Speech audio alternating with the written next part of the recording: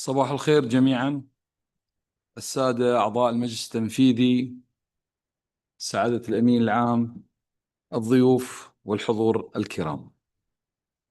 يسعدني أن أرحب بكم في هذه الجلسة الاستثنائية للمجلس التنفيذي. كما تتذكرون، قرر المجلس التنفيذي في دورته 79 في القرار رقم 16 عقد جلسة استثنائية مباشرة بعد الجلسة الاستثنائية للمؤتمر، وتهدف هذه الجلسة إلى اتخاذ الإجراءات اللازمة بشأن قرارات المؤتمر المتعلقة بالمسائل البرامجية والمالية، وخاصة اعتماد الميزانية التكميلية لعام 2026-2027. منذ اختتام الجلسة 79 للمجلس التنفيذي في يونيو 2025 كانت هناك 4 شواغر في عضوية المجلس، واحدة في الإقليم الأول، وواحدة في الإقليم الثاني، واثنان في الإقليم الثالث. لذا أود أن أرحب بأعضائنا الثلاثة الجدد بالإنابة الذين تم تعيينهم من خلال عمليات المراسلات. أولا السيد إدوارد موريوكي، المدير بالإنابة لدائرة الأرصاد الجوية الكينية في الإقليم الأول. الدكتورة ميسون لي، المدير العام لإدارة الأرصاد الجوية الكورية في الإقليم الثاني. السيد كارلوس ألبرتو، مدير المعهد البرازيلي الوطني للأرصاد الجوية في الإقليم الثالث.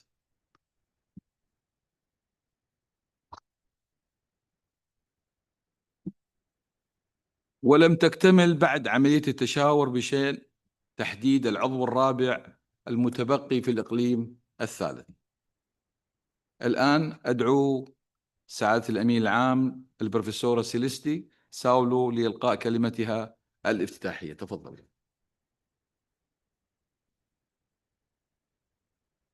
Thank you very much, Mr. President. Dear colleagues and friends, good day to all of us. It has been an intense and very productive week, and I would like to begin by expressing my deep appreciation to all members for the dedication and collaboration that guided our work throughout the extraordinary session of our Congress. The outcomes we achieved are the result of long hours of deliberation, attentive listening, and sincere compromise, all driven by our shared determination to make WMO stronger, more efficient, and better equipped to serve society. Today, the Executive Council meets to take this work forward. Our agenda is both technical and strategic. We will examine the revised budget for the biennium 2026-2027, the operating plan, and the recommendations of the task force on how to adapt our strategic and operation plans in light of the organization's ongoing liquidity challenges. These discussions are not easy, but they are essential. They provide an opportunity to reaffirm our priorities, align our resources with our ambitions, and sustain the transformation toward a more efficient and resilient WMO. We will also hear the report of the chair of the Young Scientist Awards Selection Committee, a timely reminder that even in challenging times, we must continue to nurture the next generation of scientists and innovators who will lead the WMO of tomorrow. I trust that our exchanges today will be constructive, forward-looking, and guided by the same spirit of dialogue and shared responsibility that has marked this entire week. I thank you very much. شكرا للأمين العام. ننتقل الآن إلى البند الأول من جدول الأعمال، وهو اعتماد جدول الأعمال والمدرج في المسودة الثانية من الوثيقة رقم 1. سنبدأ بالبند الثاني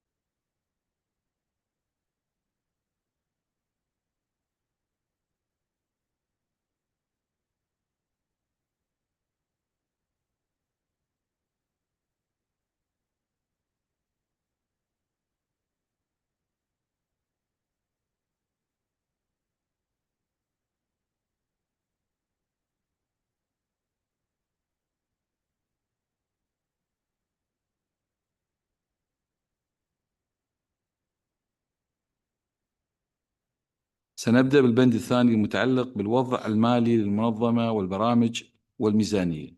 لقد اعتمد المؤتمر الاستثنائي القرار رقم 4.1 والمتعلق بشأن عملية التحول التي تم إجراؤه من قبل الأمين العام في الأمانة العامة، ويطلب هذا القرار من المجلس التنفيذي إنشاء فريق عمل لتطوير توصيات بشأن تعديل الخطط الاستراتيجية والتشغيلية للفترة 2026 إلى 2027، وذلك نتيجة للتحديات المستمرة التي تواجهها المنظمة العالمية للأرصاد الجوية في السيولة المالية. وبناء على ذلك تمت إضافة هذا البند إلى جدول الأعمال تحت البند رقم 3.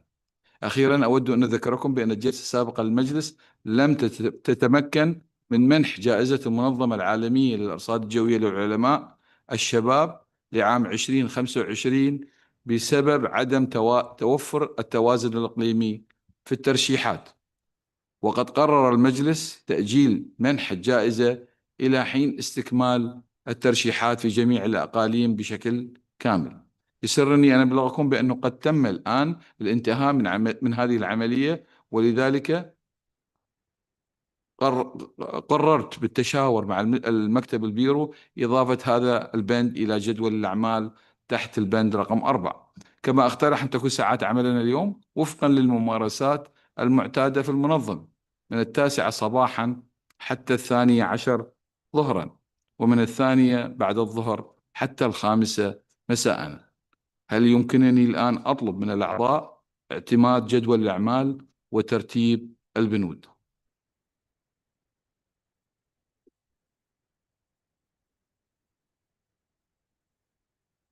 هل يوجد أي ملاحظات على جدول الأعمال قبل اعتماده؟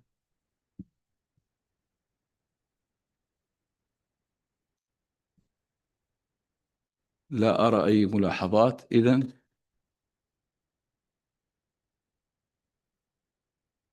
نعتمد جدول الأعمال وترتيب البنود.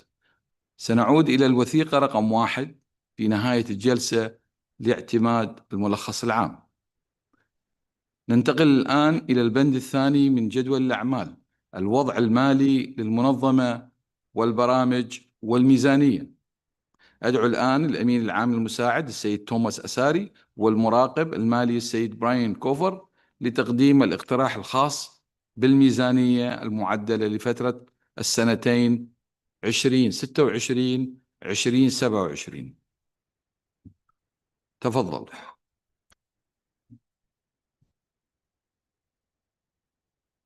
Thank you, Mr. President, distinguished members of the Executive Council.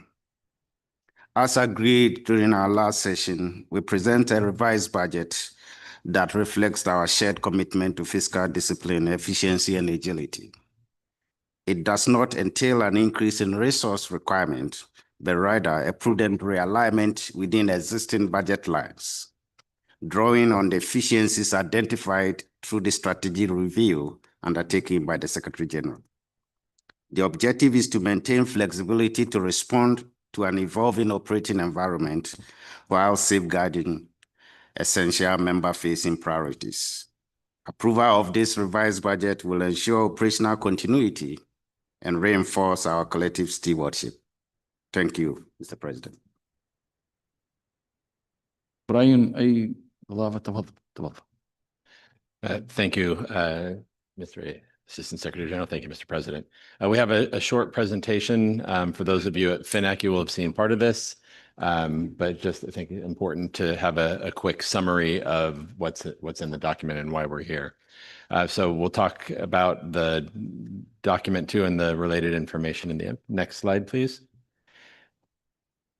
So as ASG mentioned at EC 79, there was an initial budget approved, but within that approval, a request was made by the EC for the Secretary General to present a revised supplementary budget at this extraordinary session, taking into consideration the results of the strategic analysis. Within that strategic analysis, next. There were two components that were identified that reduced the cost basis.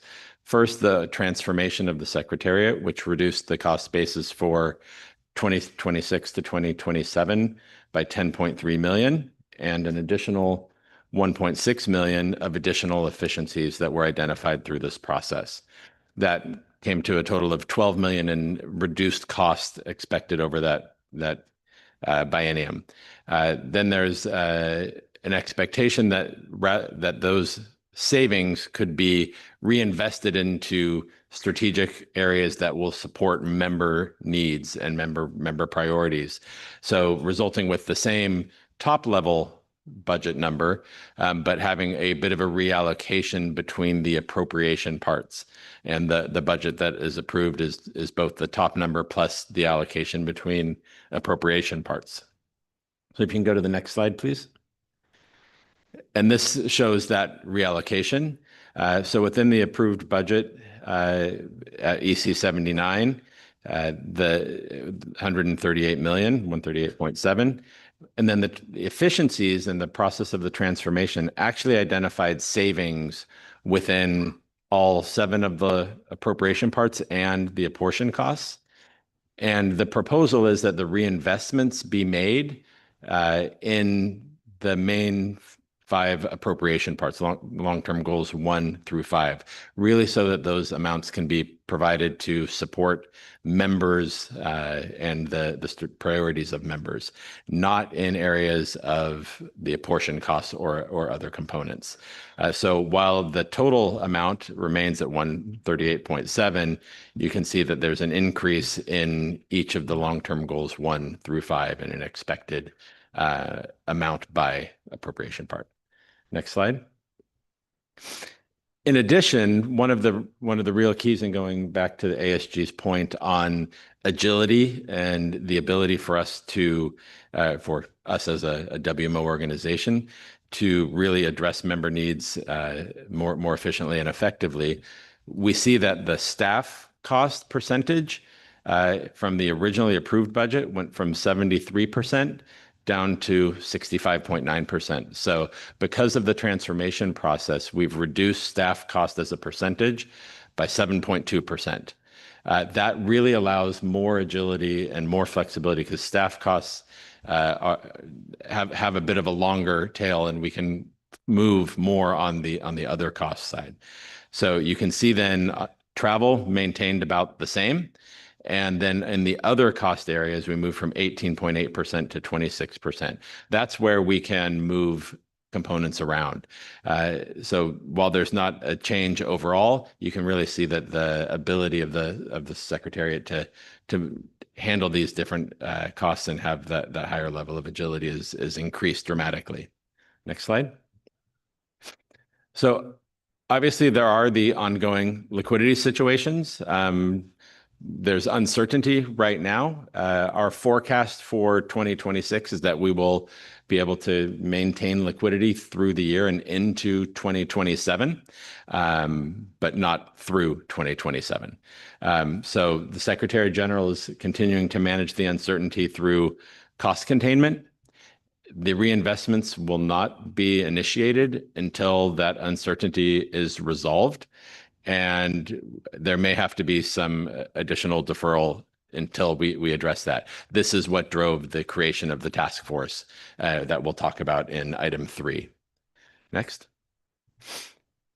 We are, even during 2027, going to look at identifying further efficiencies, looking at the support to expert teams, advisory groups, task teams. Can we make that a more efficient process and identify how maybe we can reduce the costs associated with those elements? We will obviously continue to look at travel expenditures and ways that can be reduced while still being able to implement effectively. And looking at, is there ways to additionally get cost recovery from some of the extra budgetary activities and reduce some burdens on the organization. Next. That leads us into the extra budgetary side, the voluntary contribution. It doesn't directly impact the regular budget, but it does have a big element of how we implement and serve our members, and it does generate program support costs, so the indirect cost that stays with the Secretariat to support these activities. You will see that there's a significant increase in the effectiveness, I guess, of the resource mobilization processes. In 2024, we signed new commitments for about 21 million Swiss franc. In 2025 already, through the end of September, it was up to 51 million. So we are definitely seeing improvements in that area, and that will have obviously an impact on the program support cost income that can be used to support those activities. In the 2024, those commitments were expected to generate around 2 million, and in 2025, we're expecting that to increase even by another million for those commitments that are signed. Next slide. Another slide on resource mobilization, also taking a look, first of all, the graph on the right. We are expecting, even going forward, that Q4 will have even more in funds received. So at the end of Q3, we have received almost as much funding for voluntary as we had by the end of last year, and we're expecting that to increase to somewhere around 45 million for the year of actual cash coming in related to the voluntary contributions. And then you can see the blue is the 2024 and the yellow is 2025. One of the important aspects to look at is there's actually an increase in activity with both the bilateral donors as well as others, like some of the foundations, and we're seeing an increased ability to partner with and obtain voluntary funding from foundations and other new development partners. And so that's what's driving some of the additional increase. Next. So in summary, just leave with this slide on how we got to where we got and why we have a revised budget that we're requesting approval for. It really takes into consideration the request that was made at EC 79 to consider the results of the strategic analysis and to reflect that in a revised supplementary budget. Thank you very much. والآن المجال مفتوح لأي تعليقات من قبلكم.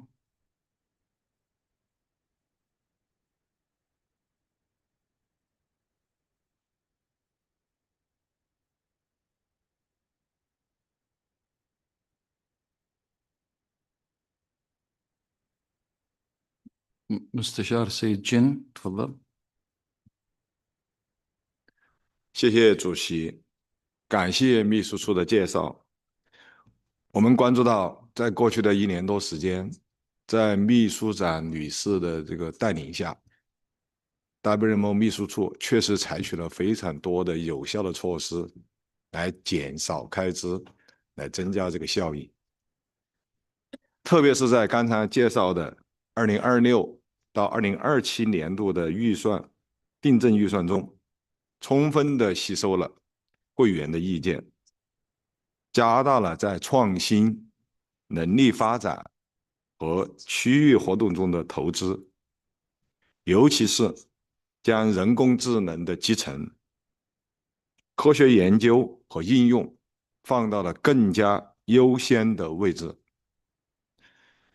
旨在通过数字创新来缩小数字鸿沟，对此我们表示非常的赞赏。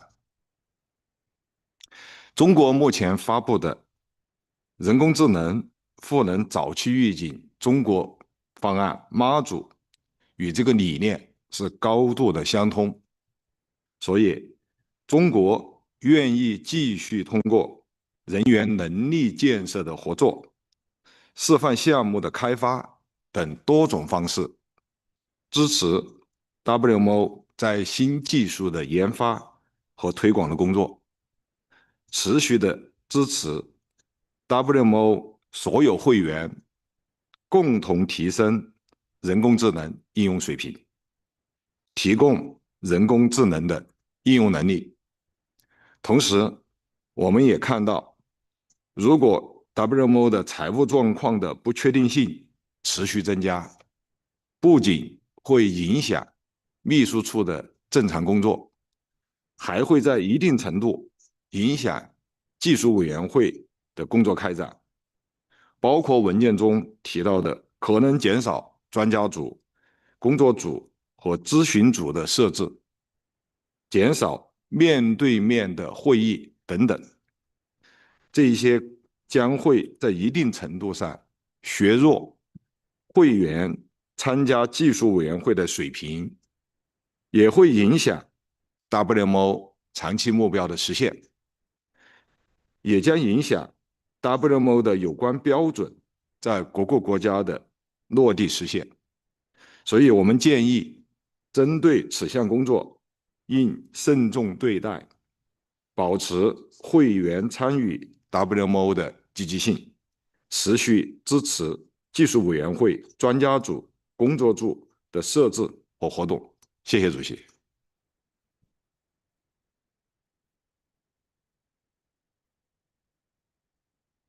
شكرا لك سيدي، شكرا. ألبرت.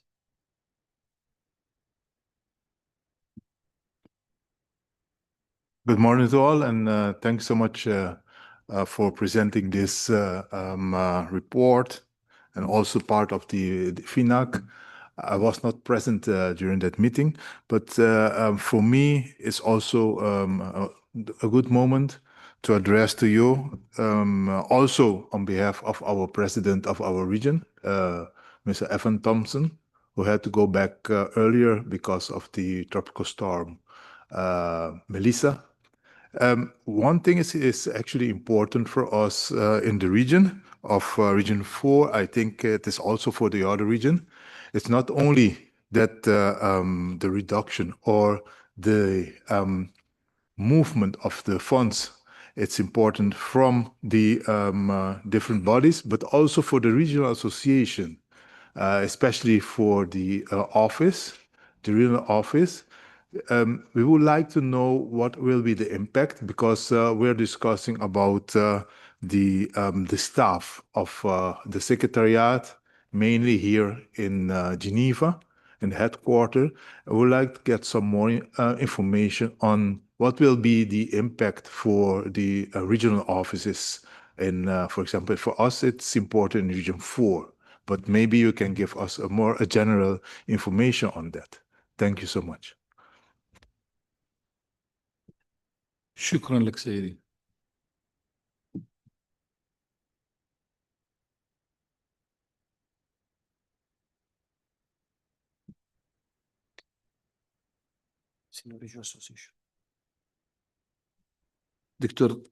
دكتور أيمن تفضل. شكرا سعادة الرئيس. ما وددت أن أقوله بأن فعلا الوضع المالي اليوم هو الممكن الحقيقي لأي منظمة أو جهة حتى تنفذ أعمالها. بصفتي رئيس إقليم آسيا، وددت أن أطمئن سعادة الأمين العام وسعادة الرئيس بأننا في آسيا سوف نظهر خبراتنا وسنين خبراتنا التي عملناها في الأرصاد، حتى أن نجتمع ونعيد ترتيباتنا وأولوياتنا بحيث أن هذه خبراتنا تمكننا من التعامل مع الوضع المالي الجديد في المنظمة العالمية للأرصاد دون أن تتأثر خدماتنا الرئيسية في المنظمة. فهذا بإذن الله سوف نقوم به في إقليم آسيا، ونجتمع مع الدول ونتعامل مع هذا الوضع المالي الجديد دون أي تغيير أو تأثير في الخدمات. وشكرا. شكرا لك سيدي، وكلنا ثقة بإدارتكم لهذا الإقليم. إلينا.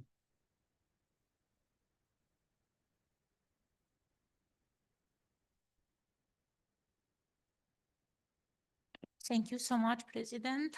Yes, will be very important as preview intervention to know much information about the regional offices in order to cooperate very well and to continue work under all strategic plan for the next period. Will be very important strategic reinvestment plan in terms of sub-regional and regional cooperation, also to reinvest in artificial intelligence, machine learning, cooperation, and so on. But also regional offices are very important, and I want to know more about Regional Association 6, what it means in the future. Thank you so much. شكرا لك سيدتي، شكرا. فاتني.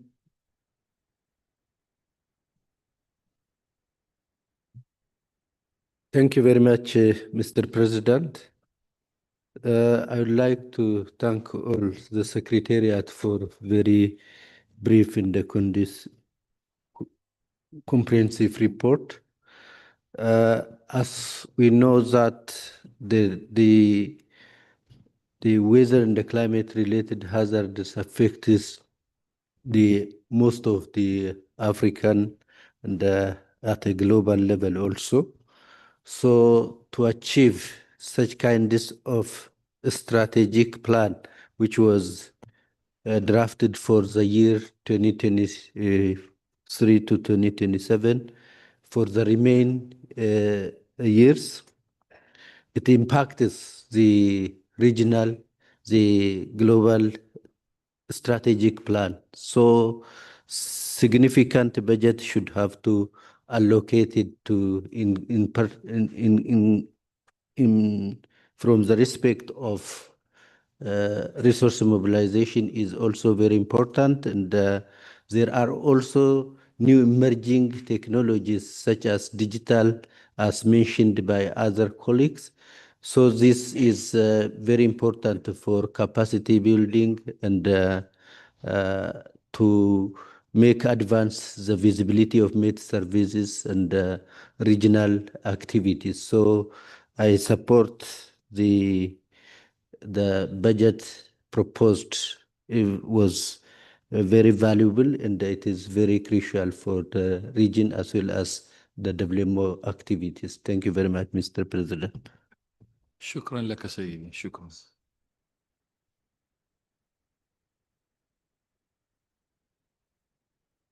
تفضل مينغو، سيد مينغو. Thank you, Mr. President. I'm just touch the button, sorry.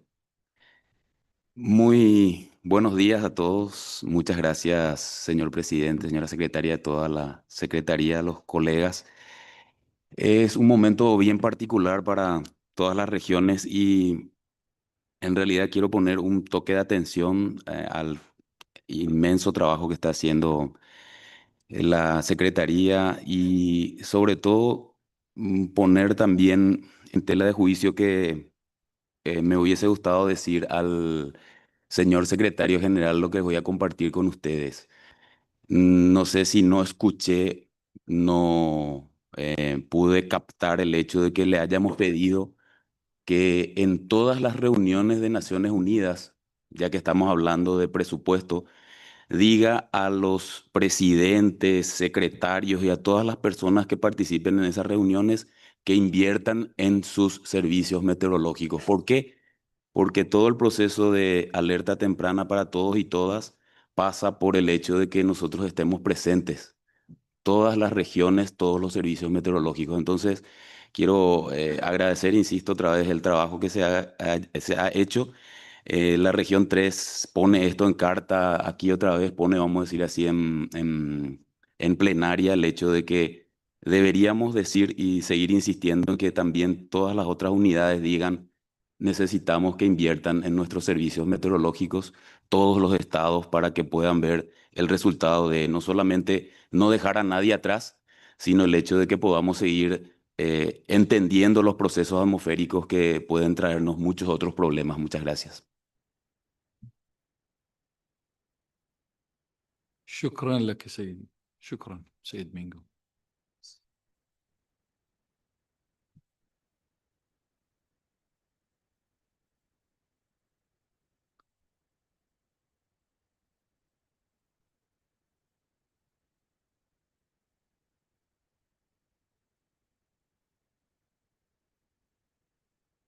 إذا لا أرى أي ملاحظات، أترك المجال للأمين العام للتعليق.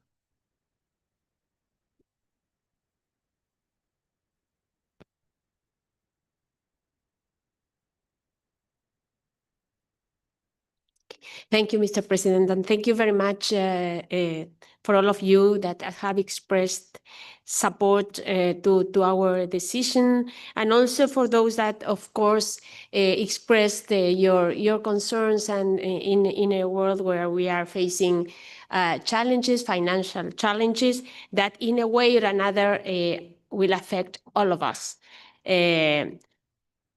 So far, in terms of how this reorganization will affect the regions, the idea is that we will try to look for extraordinary or extra budgetary funds to allocate to the regions. We've been doing that already.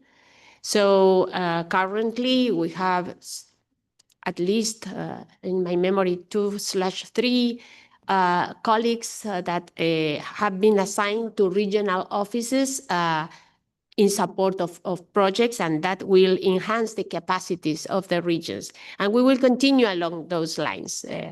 For us, it's not about just blocking the staff members in one location or another. It's about bringing the flexibility to really help the regions develop their plans and their priorities.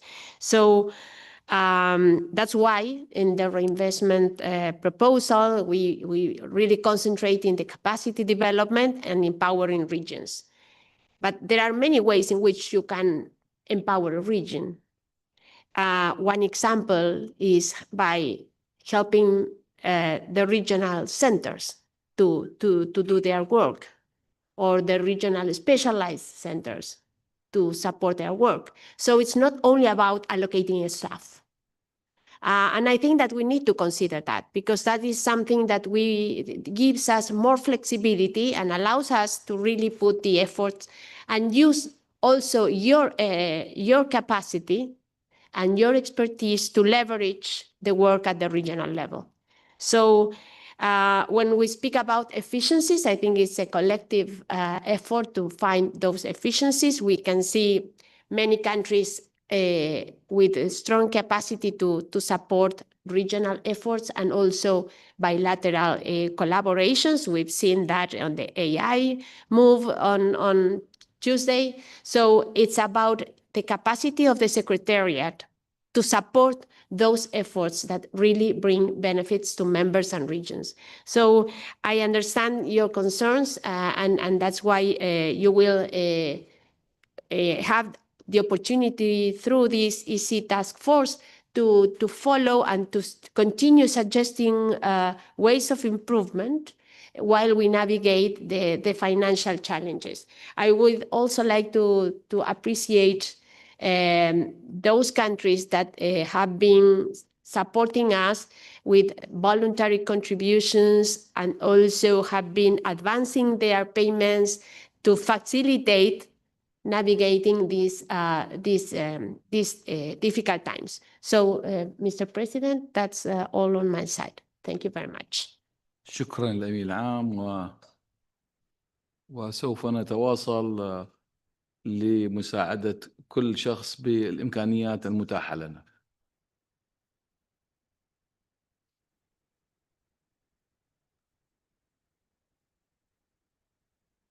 هل يوجد أي ملاحظات قبل اعتماد هذا البند؟ You need to go through the document. There were comments.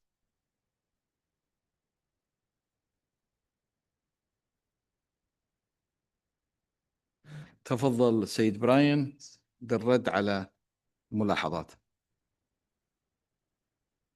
Yeah, so that we received a number of comments through plenary, and we needed to make some edits as a result of the final resolution at Congress. So we have a whip document. We received one additional set of comments just before this meeting from Japan, so we may need to ask Japan later to provide that from the floor if necessary as well.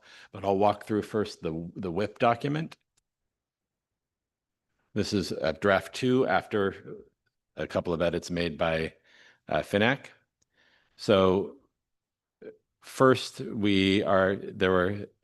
was an edit just to say adopts the revised regular budget for the BANM rather than the regular budget, because the regular budget was initially adopted at EC 79.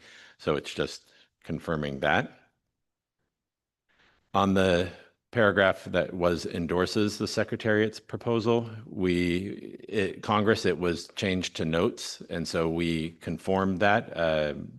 Notes the Secretary General's proposal for the strategic reinvestments of the savings aimed at strengthening support to members without referring to the specific reinvestments that are contained in the resolution or in the INF document. And then on the encourages, there was some text coming from FINAC, but it was modified in the Congress document last night. So we're just conforming that text as requested by the UK in line with the staff regulations instead of the specificities there. And then the last edit is maintain strong focus on resource mobilization to further expand outreach to new development partners rather than non-traditional donors, which is the text that was used in the Congress resolution. So this is the small set of adjustments that were made to the originally proposed text in the draft 2 of the document after the Financial Advisory Committee. But as I said, there was a request to make further edits from the PR of Japan. And so we may, if they would like to, ask them to. تفضل اليابان.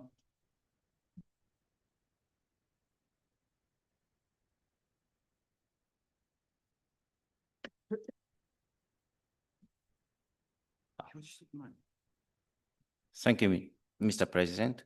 So first of all, Japan Mr. Nomura would like to express sincere appreciation to the significant effort of the Secretary General and also all the Secretariat to prepare this very important document.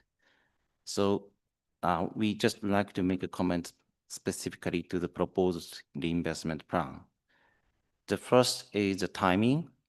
So all the members must bear in mind and consider the current severe financial circumstances of the situation. This situation has not been improved since the last EC session in June this year. While we express appreciation for the Secretariat effort in the reorganization of the Secretariat, we wonder if it's really appropriate to discuss such the investment plan in detail, given the current financial situation.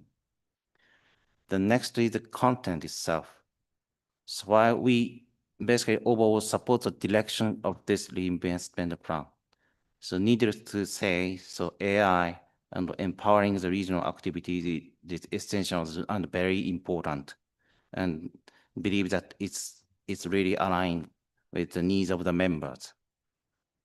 However, we have to keep in mind that the amount of saved budget is really huge. considering the amount of the regular budget.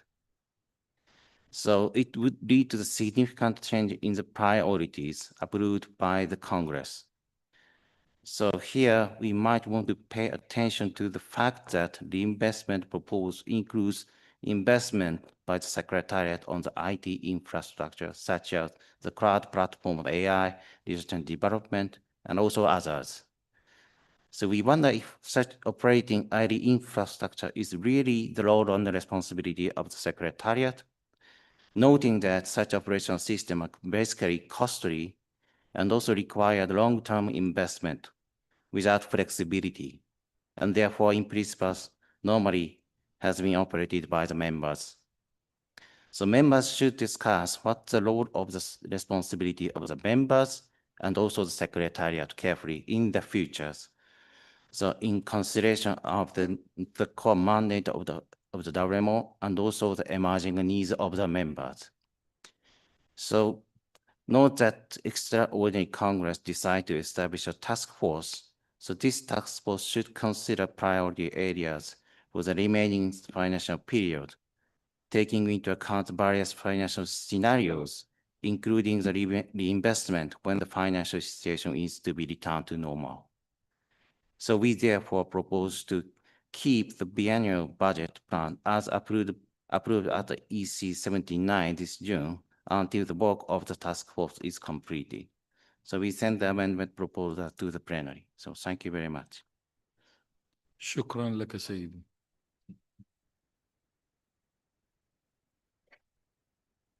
Penny. So thank you very much. Thank you very much to the Secretariat for the very good work they've done, both to make these efficiencies so that we have the option of both meeting our liquidity challenges and potentially reinvesting if they're not so bad as we fear. I support actually much of what has been said about the needs to invest in the priorities, the regions, the AI, and everything that Japan said right up until the last moment. And then I was puzzled because I think if we maintain the budget, well, firstly, I would like you to explain, but I don't think we can because you have already reallocated the staff. So we would be asking to do things that we don't have people to do and is not in line with the restructure that you've done. But secondly, we would then be spending the money that you have prudently put aside to make reinvestments only if they are affordable. And then we could run into a serious cash flow challenge if we come to some of the worst cases. So my understanding was the reason we were noting the reinvestment rather than endorsing them is you have not made those choices, and that is what the task force will help us to do. So I just query the suggestion we can go back to the budget. I don't think we can, although I agree with all the thinking that has gone behind it otherwise. Thank you. شكرا لك.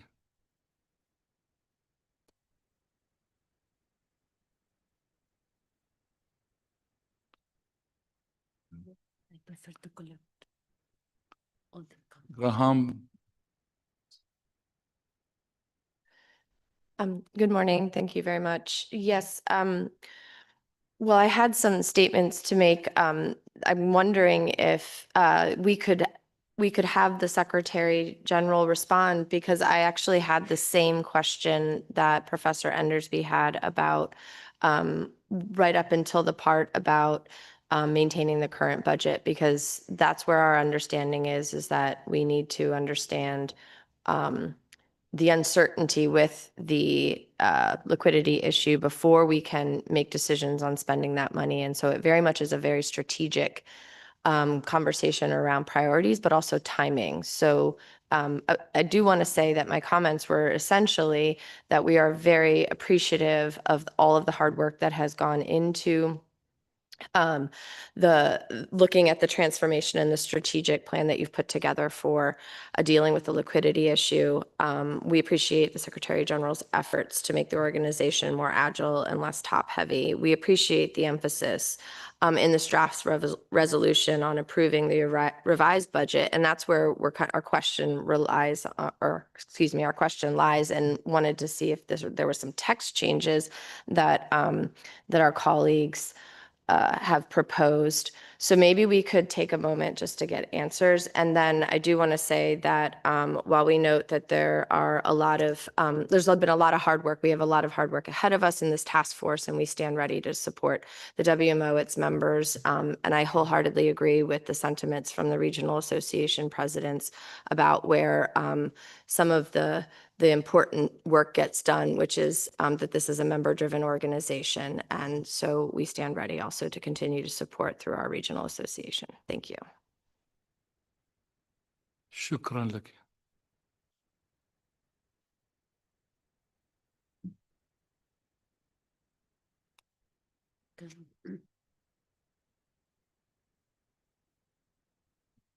Go ahead, Brian, go ahead. Thank you.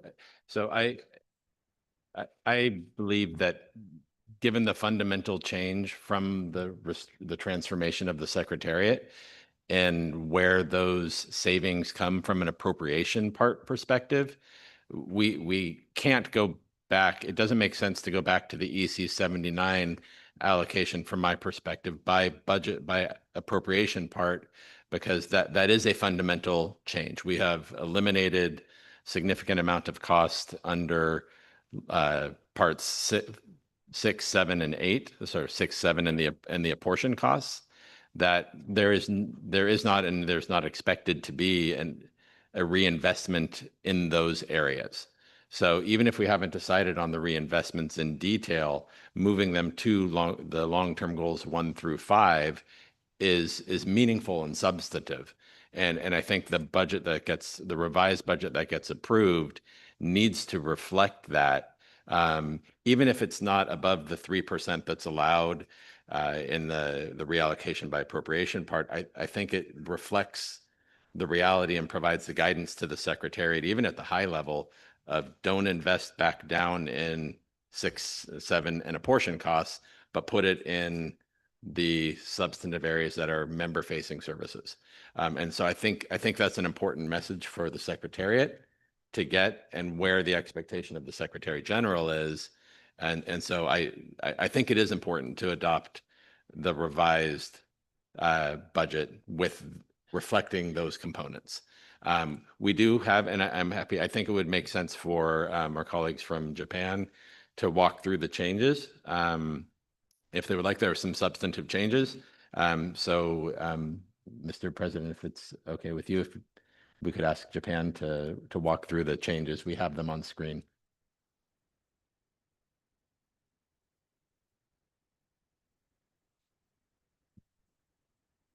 Saïd Schwartz.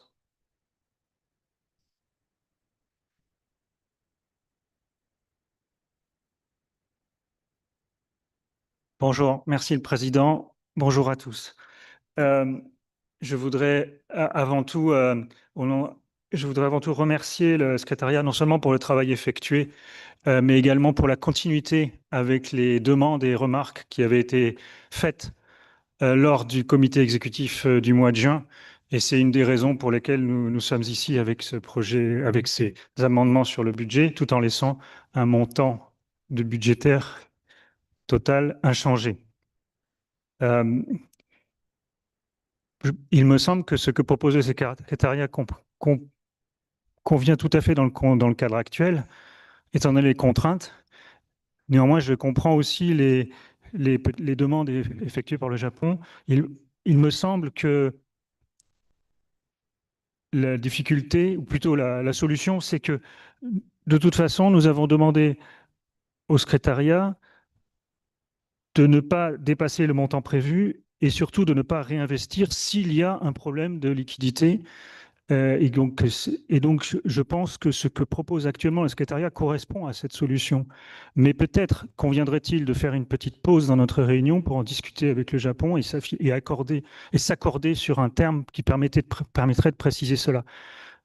Il me semble, donc je reprends, je pense que les réallocations, certaines sont faites sous contrainte, évidemment, parce que le secrétariat est le mieux placé pour en juger au quotidien. D'autres devront être faites ou pas en fonction des liquidités disponibles et du versement de nos cotisations d'une part, et d'autre part des projets extra-budgétaires par ailleurs. Et donc j'espère que nous pouvons trouver un compromis autour de cette solution. Et dernièrement, je tiens à remercier encore le secrétariat de nous tenir informés de manière régulière, tous les trimestres, je crois, de la situation justement budgétaire. Et je pense qu'il est important de continuer dans cet esprit-là, d'informer les membres sur l'état des finances et des liquidités, de la même façon qu'il sera utile et important d'entreprendre un travail spécifique avec la task force que vous avez proposé par ailleurs, mais que nous analyserons plus tard. Merci. شكرا لك سيدي. شكرا.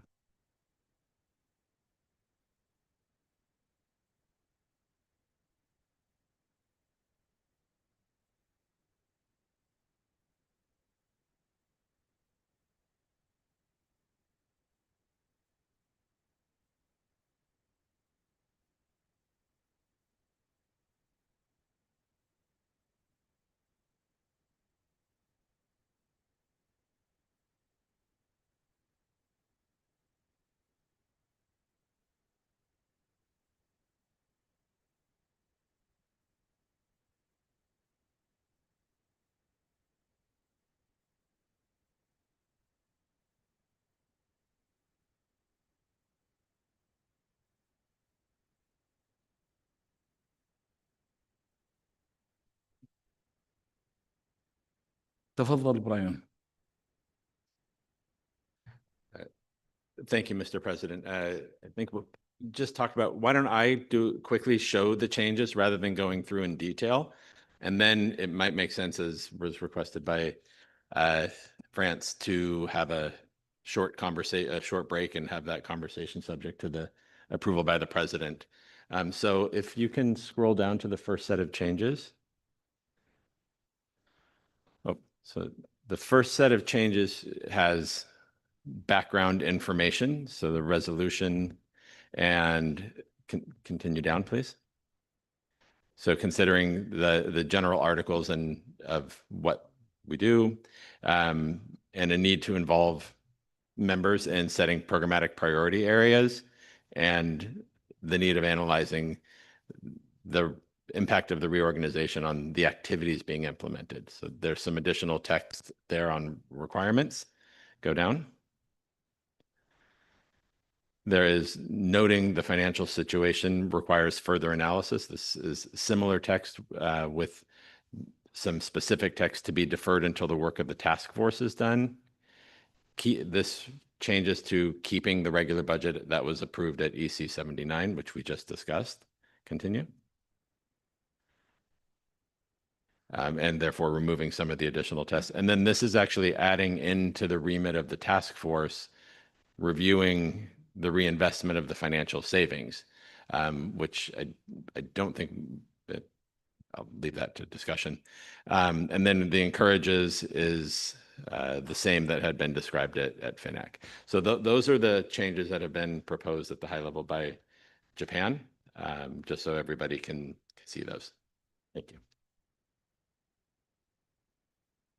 شكرا براين. شكرا.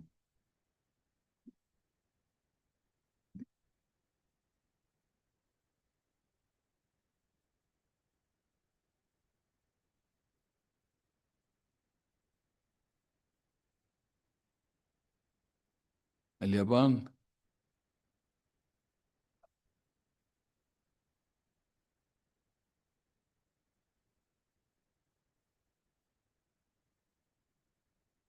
Suggested to take it. Yeah, it's okay. And let's all have a conversation. أيوة. إذن اليابان سوف أعطيكم فرصة. نأخذ استراحة 15 دقيقة لمناقشة البند هذا. إذن استراحة قهوة. تفضلوا.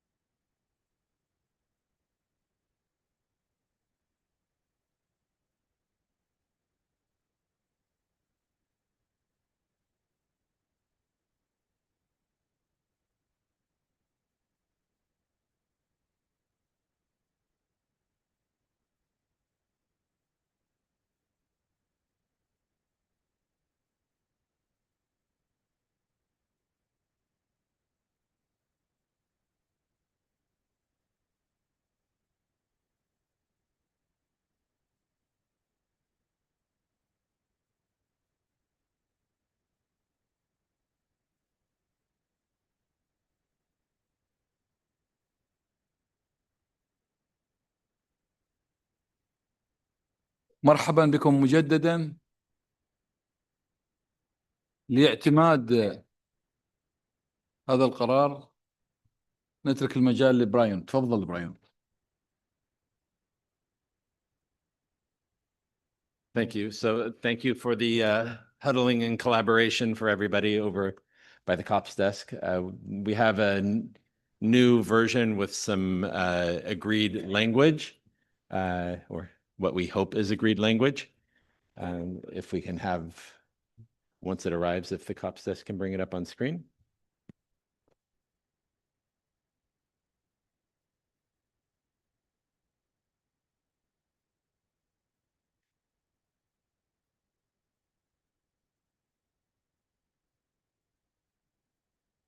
So this version that we'll look through now takes some of the text from the Japanese proposal and brings it into the original whip that we looked at earlier. So if you can scroll to the first section of changes. So here first, we added in the reference to the resolution on the budget 26-27 for EC 79, which is important. Then a couple of key points under the considering, if you can show all four of those.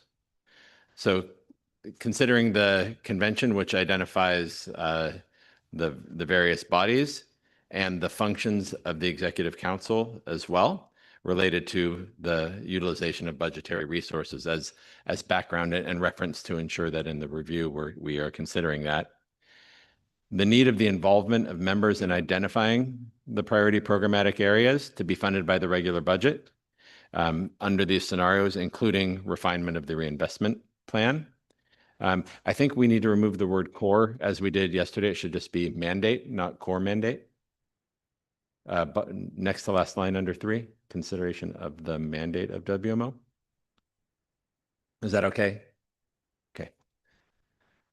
And then the need of analysis of the impacts of the reorganization of the Secretariat on WMO activities.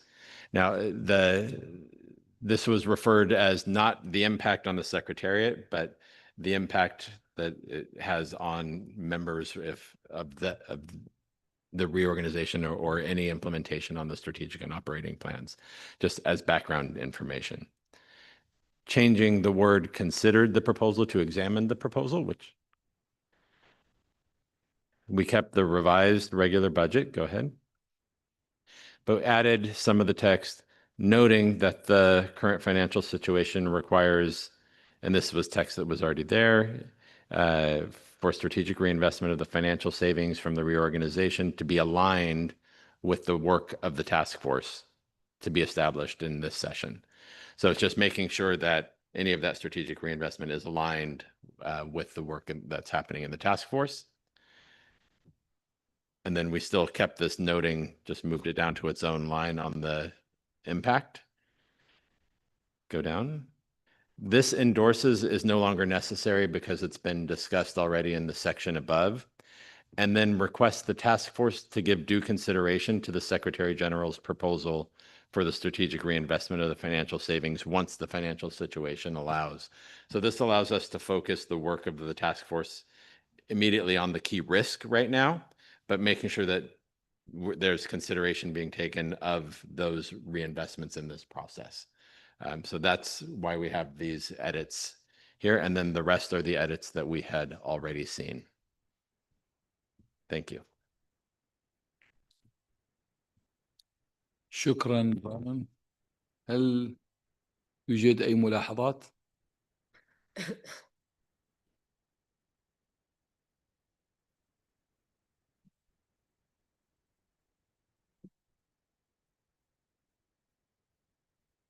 إذن شكرا سيد أساري، شكرا براين. لا توجد أي ملاحظات، وبهذا أطلب من الأعضاء اعتماد مسودة القرار 2-1. إذا تم اعتماد مسودة مشروع 2-1. Do we need to clap the hands?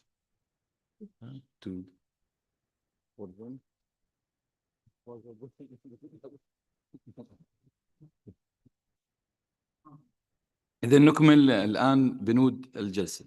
ننتقل الآن لمناقشة البند الثالث والمتعلق بفريق العمل المعني بإعداد التوصيات بشأن تعديل الخطة الاستراتيجية والتشغيلية للفترة 2026-2027،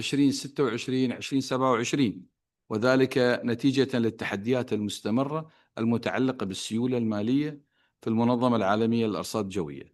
أود أن أدعو رئيسة الموظفين السيدة جوزيفينا بوند لتقديم مقترح فريق العمل الوارد في الوثيقة رقم 3. تفضلي سيدتي.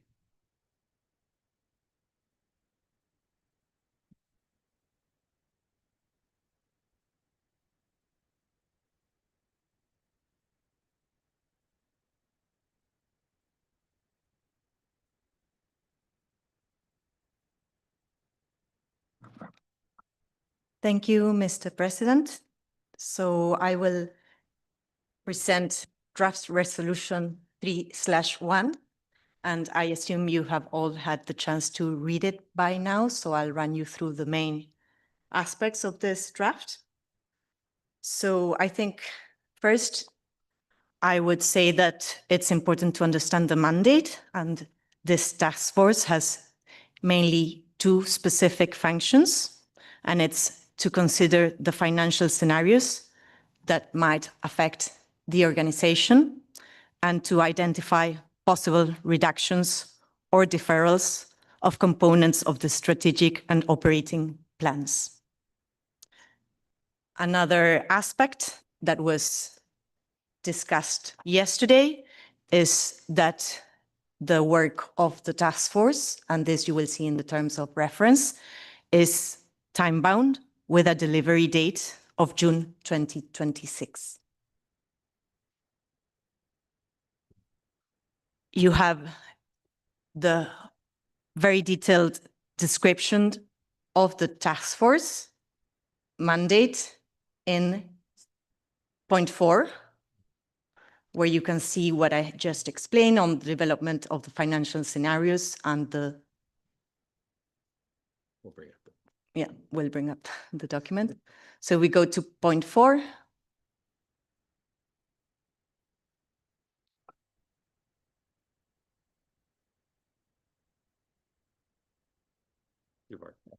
No, up. So here we have the 4A, where the task force has the task of developing the financial scenarios that consider likely outcomes of the financial uncertainty that include, and there you have more detail. And in 4B,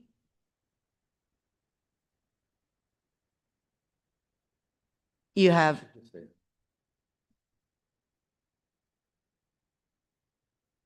the task to review the strategic plan and the operating plan to identify prioritization, deferral, and financial implications. And of course, the objective is to make recommendations to the Executive Council. On the composition of the task force, and this again was discussed during Congress, the aim is to try to make it as inclusive as possible, because what this task force will be discussing and recommending will affect all the memberships. So it is important that it is inclusive and that the views and opinions of those not in the task force are indirectly represented. So you can see there in 5 the composition, and it is the regional association presidents. And the advice is that as they are part of the task force, they are encouraged to continuously seek opinion of the members of the regions to ensure that they have the support for any changes or any deferrals that may arise as a result of the deliberations of the task force that might affect the members. In B, you have the 12 members of the Executive Council, 2 from each region, and that is practice, and we had it in the Task Force on Elections and Appointments. In C, and here we have members, 6 additional non-executive council members. That should be, I think, with a capital, the members in C. So if you can add a capital in members? No? Okay, so my bad. So one from each region to be nominated by the regional association presidents. And as discussed also yesterday, indeed, you have the presidents of the technical commissions and the chair of the research board as ex officio members.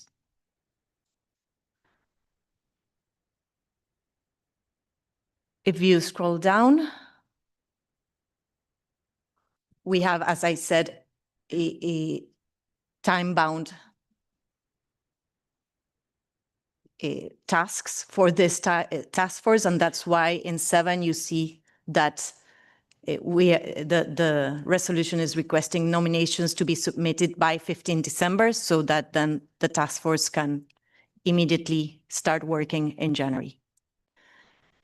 And in 6, this you can see there, in 6, it shall be led by 2 co-chairs appointed by the executive country, the executive council, and in the drafting group in Congress, it was discussed that it would be beneficial if different views were represented when appointing the 2 co-chairs.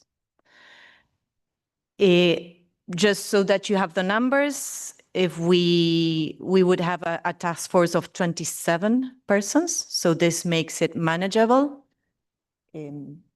with the composition that is proposed here.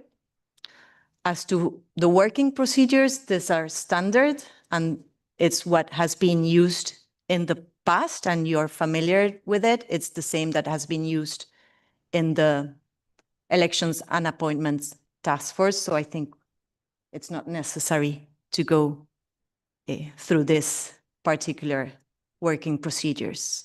So I think I can stop there so that we have time for discussions. Thank you, Mr. President.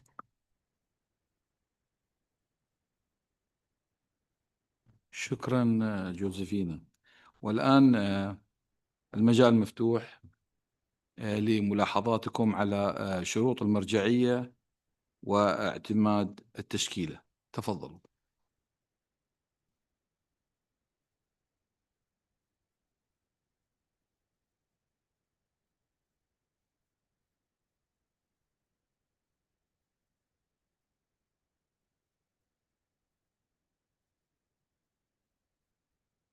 تفضل سيد. Gracias, presidente. En prosecución de este trabajo, específicamente la región tiene un pequeño problema que quisiera plantear la posibilidad de que nos deje resolver para poder nominar los miembros del Consejo Ejecutivo. Como tenemos todavía vacancias, la sugerencia es que nos den un tiempo, no sé si hay algún tiempo prudencial, la quincena de noviembre, entonces ya tenemos un deadline de lo que serían los no miembros. Pero en el tema de miembros de consejo sí me gustaría solicitar un plazo también atendiendo a nuestra situación, si es posible, por favor. Gracias. شكرا لك سيد. جراهام.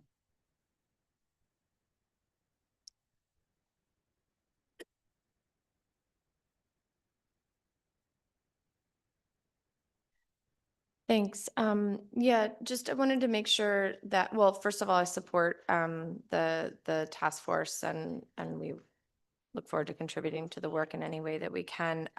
The conversation that we had around the budget language changes and how we had ensured there's alignment so that the task force can understand the prioritization against the transformation at the Secretariat, which is the ability for the work to get enabled here. And then, of course, the constituent bodies is really important. So I just wanted to say that we look forward to having the information from the constituent bodies, and hopefully that could happen before the task force, at least some start to the review from each of the technical commissions and the research board chair before the meeting starts.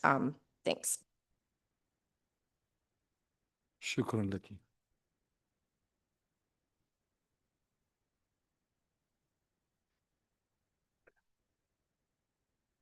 تفضل جوزيف. Thank you. So you would like us to add some text on that or just? We don't have to add text. I think that we can all trust but I just wanted to say that because I think it's an important component and there was a smaller group that had that conversation. So for the benefit of the membership, thanks. شكرا لك. تفضل. Yeah, thank you very much, Chair. So in terms of responding to the intervention just now from the US, and we discussed this in the sidelines, I mean, the whole rationale for the management group meeting of the Services Commission anyway in Cape Town at the beginning of December will be to make proposals and recommendations about how we're going to adjust our work plan. So work program for the rest of the intersessional period. So that information from our side will certainly be forthcoming in the right time frame to inform those discussions. Thank you. شكرا لك.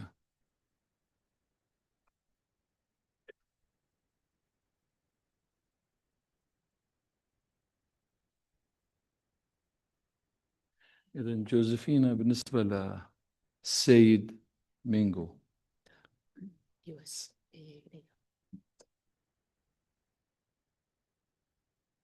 Graham. So I just had a question. Could we please scroll to the part about, it's paragraph 6, just before working procedures? Yeah, yep, just up a little bit, keep almost there. Yes, right here. Okay, so, and maybe this was the question from the president of RA3, but so we're gonna have the presidents of regional associations nominate by December 15th. And so we don't know who's on the task force yet, right?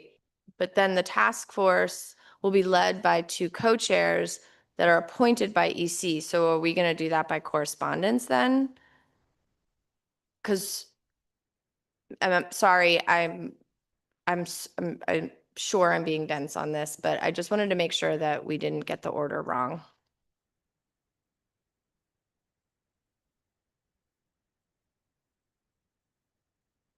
Josephine.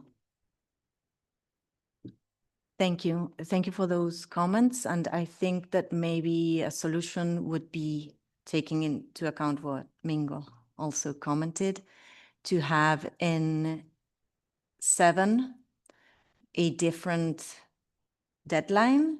So move it forward. We can say 10 November out of my, and add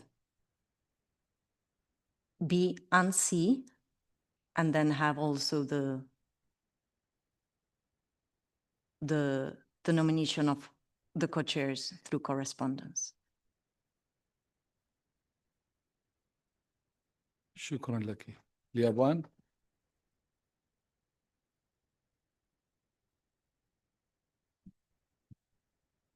Thank you, Mr. President. So we're actually looking at the mandate of the PAC, Policy Advisory Committee, and then feeling that the terms of reference of the PAC really, overlapping this task force. They wonder if why is tasked, it's not really, PAC is not really tasked to these activities, but at the same time, as we agree at the extraordinary Congress, so wider consultation is needed, and then non-EC member should be, involved with these activities, so which is very important. So the wider consultation is, we fully agree that, but at the same time, as as a EC, there is a particular, body is responsible for this kind of task. So I wonder how to deal with that. So So if we have this, task force, in addition to the PAC, so maybe there is some serious overlap and duplication under the EC. So that is our concern. Thank you. شكرا لك.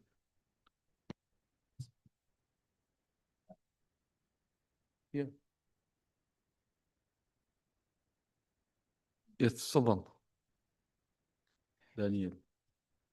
So just replying in relation to the rationale.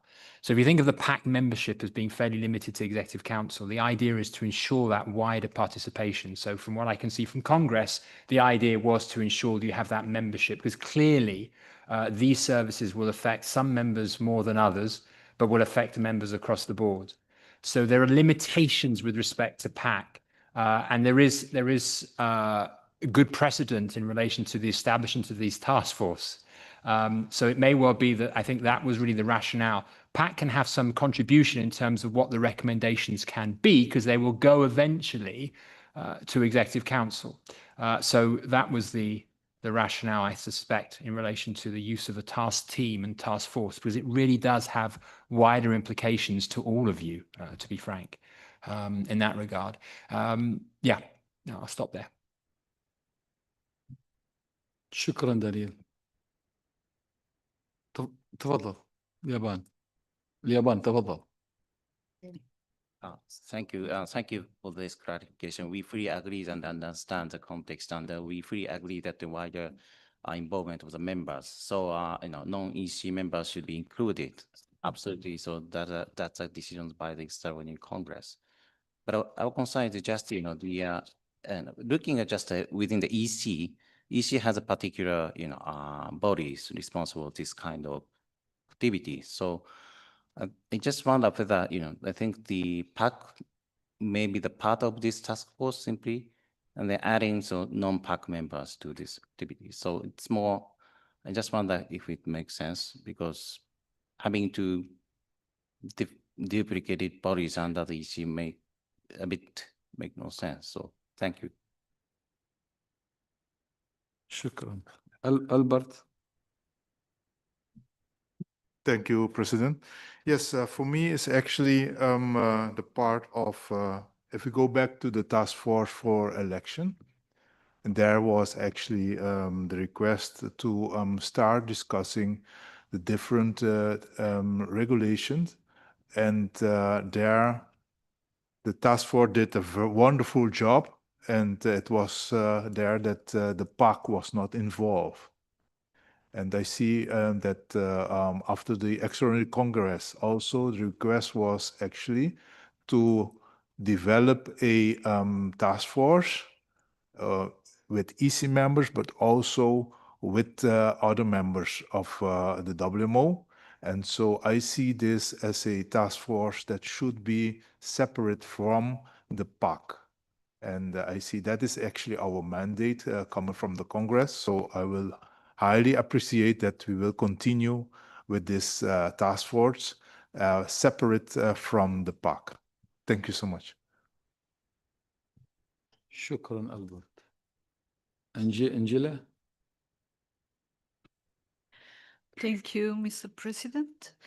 Following up on the President on CIRCOM intervention, in my capacity of a representative of Region 6 in the Hydrological Coordination Panel, I would like to inform that the Hydrological Coordination Panel has already planned since February 2025 a mid-term assessment, a review of the priorities of the Plan of Action for Hydrology, and initiatives also confirmed by EC 79 through Decision 2.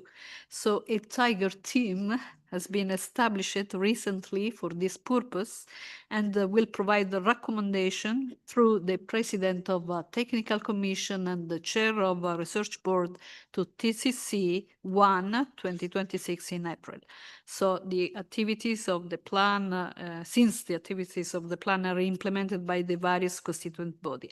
So the recommendation of ACP will be taken up and reflected in the respective work plan of the Technical Commission. This is just to say that other processes are ongoing and this activity should be closely linked to maximize synergies and coherence. It was just an information for the member of the Executive Council. Thank you. شكرا لك سيدتي. جراهام.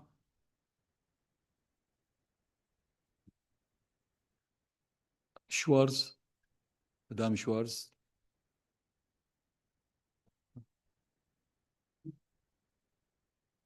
Merci. Premier point, en ce qui concerne le lien avec le PAC, Policy Advisory Committee,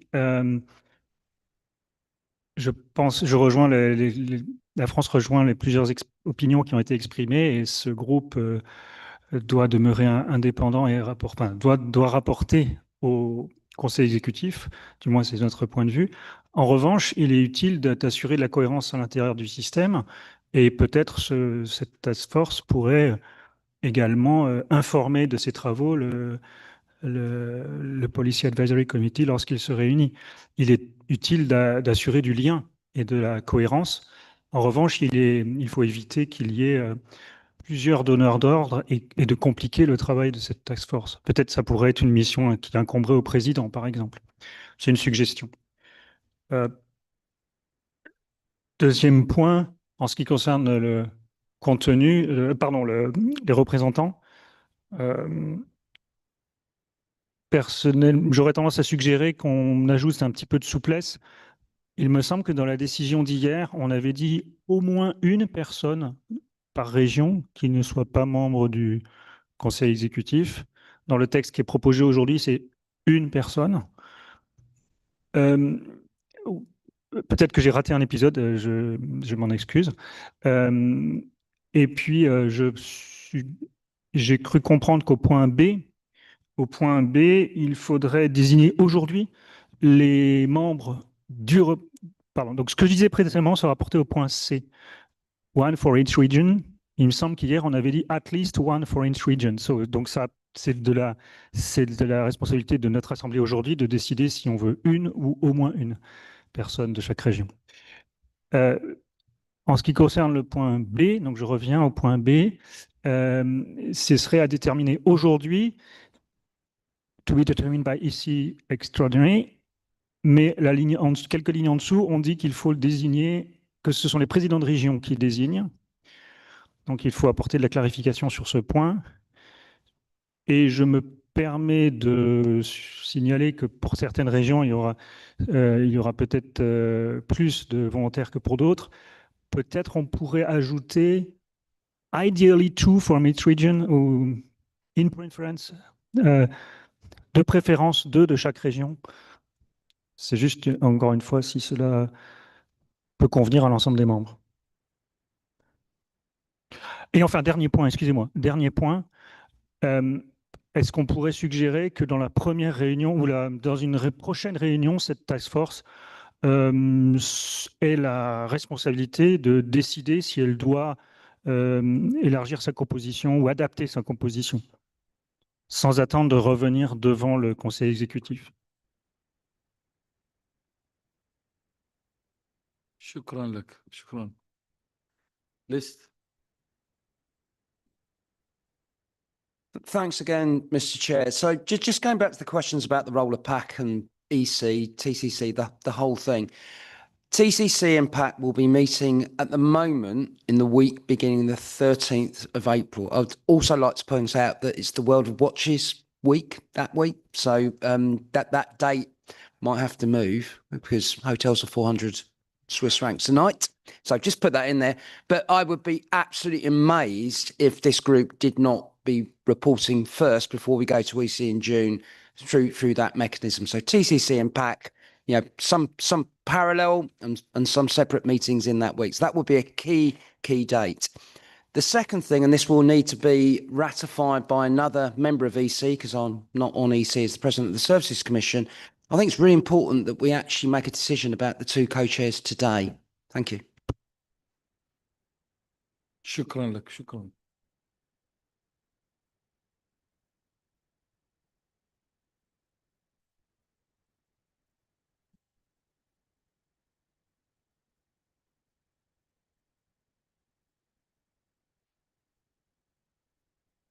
تفضلي أرلين تفضلي. Thank you, Mr. President. Good morning, colleagues. I just was, in response to the last point, our president for RA4 is not here. He is responding to the tropical cyclone. So I'm not sure that we could be making such a decision just right now. Thank you. شكرا لك.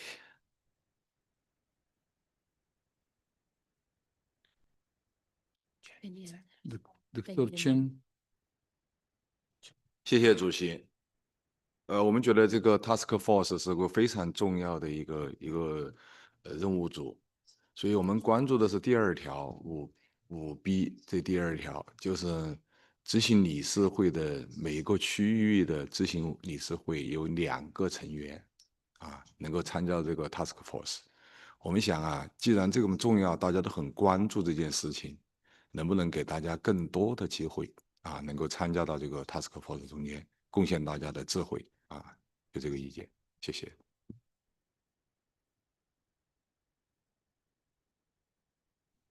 شكرا لك. Benny. Thank you, Mr. President. I'd now like to come back on the points of both the last two speakers, actually. I hate to disagree with the President of the Services Commission, but I don't see how we can appoint the chairs today when we don't know who's going to be represented. Maybe we could make it clear, was the intention to have one that was from Executive Council and one that was not? Because we could at least make that clearer. And on the point just made by the advisor to Dr. Chen, I think it would be part of the responsibilities of having the presidents of the commissions and the regional associations there to make the wider consultation. If we make this body upward of 30 people, it will never decide anything in the time it has available to make the decisions. And we will be through to the next Congress before we actually have a decision how to spend the money we don't have now. شكرا لك.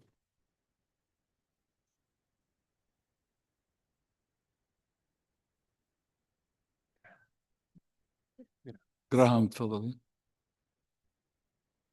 Thanks. I have to concur that I don't think that we can choose the co-chairs here. So maybe, and I agree, we should make it clear about one from EC and one from outside of the Executive Council. Since presidents of regional associations are both doing consultations among the EC members as well as among the wider membership to designate the representatives, they also have the responsibility within Executive Council to represent their regions, not just themselves. So perhaps we can also trust that those 6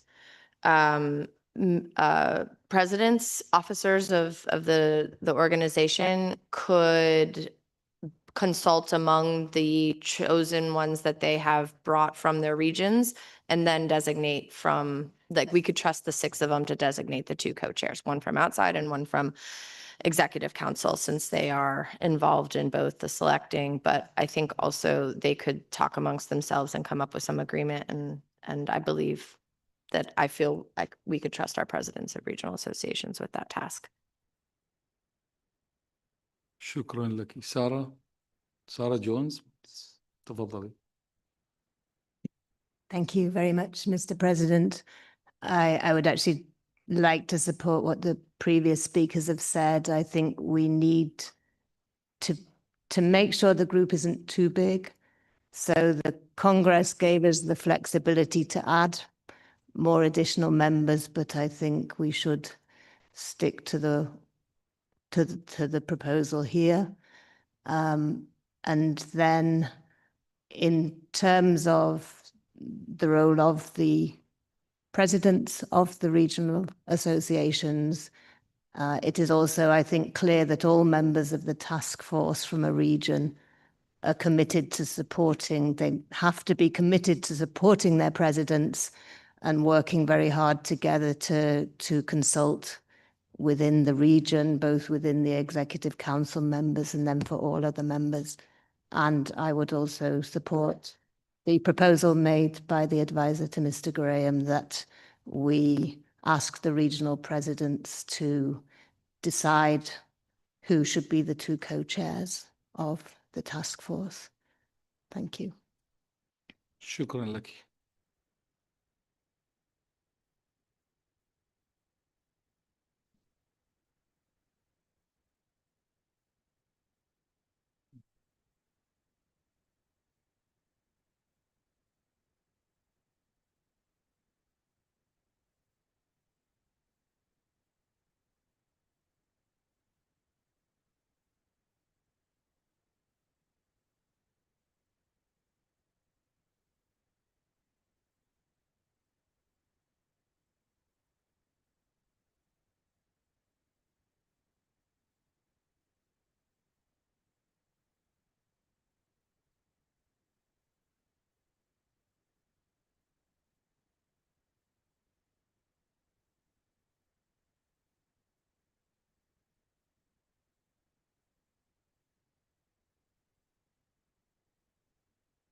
Michel, yes, go ahead.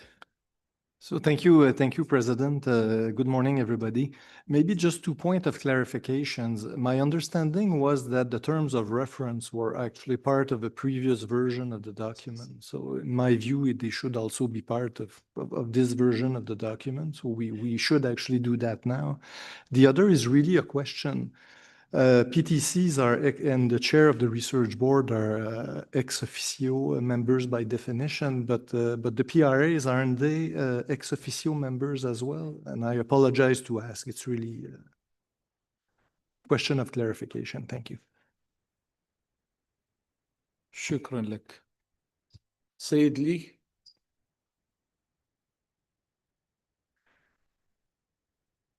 Thank you, Chair. I'd like to focus on 5B and C. I'd like to propose that we allow some flexibility with 2 EC members from each region, because the situation of region is different, maybe. So, for instance, if the 2 EC members from one region is not filled, we could consider the possibility of having an EC member from non-EC members instead, or maximum 2 from each region, like this.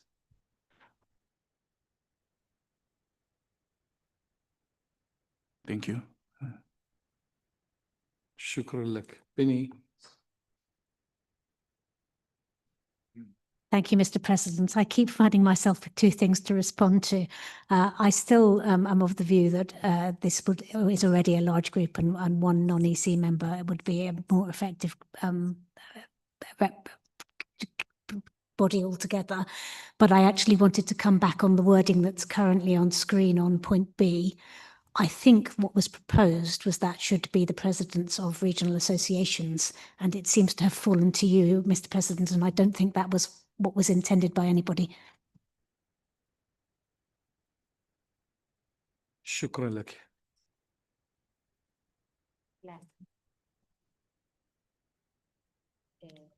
Conference office.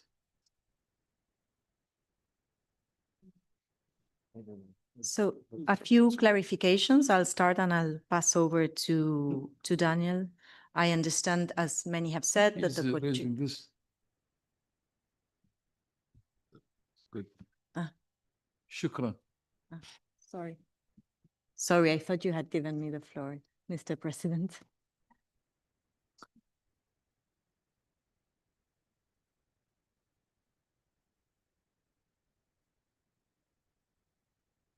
Who else?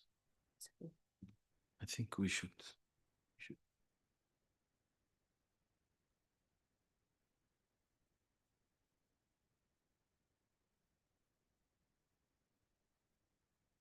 تفضل جوزفين.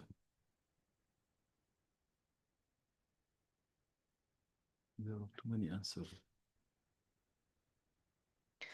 Thank you, Mr. President. So as I was saying, a few clarifications on the 2 co-chairs. As has been said by many, they cannot be determined until the task force is in place and we know the membership. So we would need to wait until the task force and their members are determined. As to the PAC question, the recommendation would be at least, because we are talking of inclusivity and of having a wide range of opinion, of not having the same membership in the task force as in PAC, if possible, bearing in mind that the task force will present its recommendations to PAC.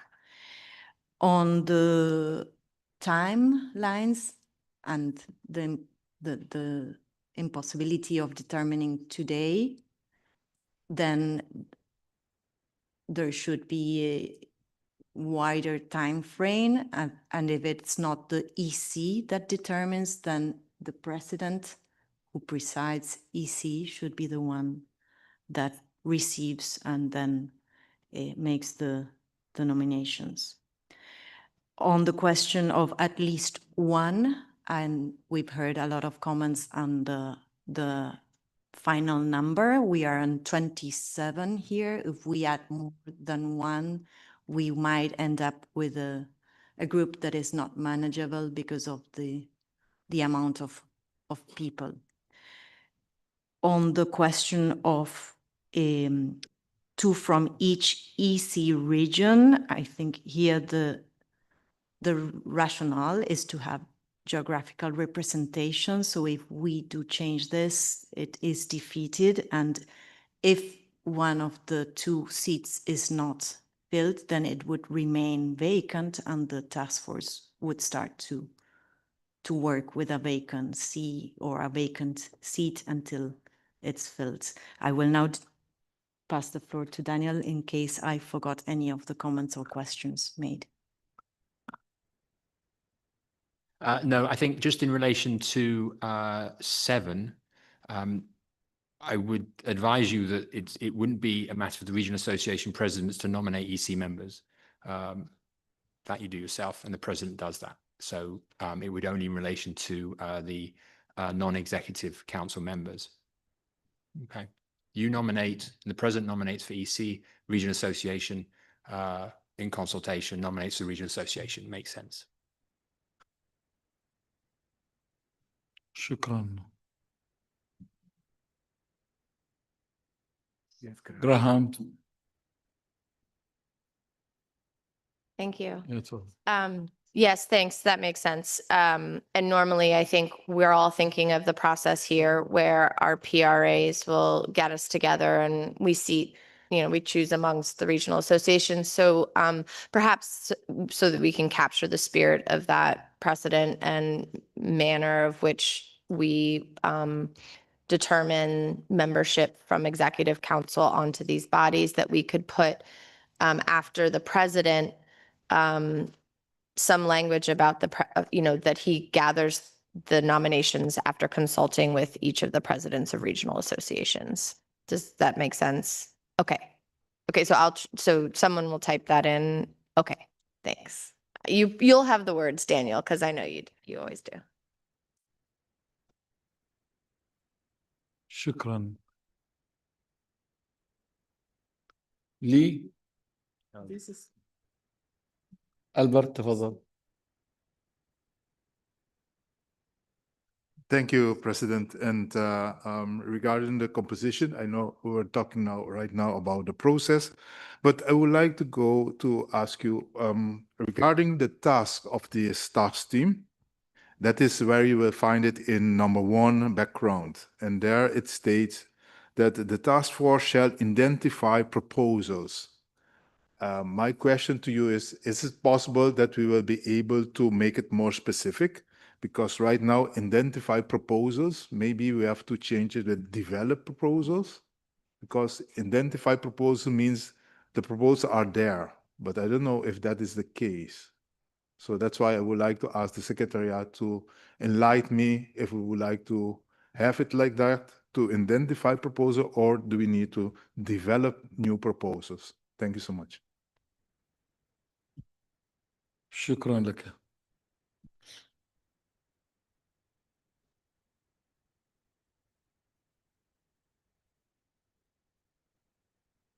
Yes, you can fix it. Develop and identify. You will.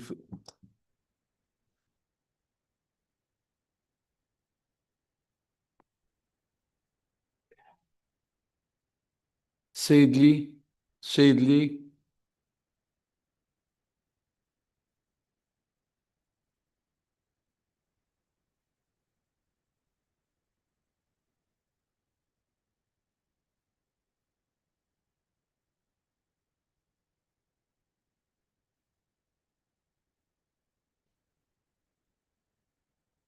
إذا نظرا للتغيرات الكثيرة ناخذ استراحة لمدة 10 دقائق لإعادة كتابة النص من جديد ونعود.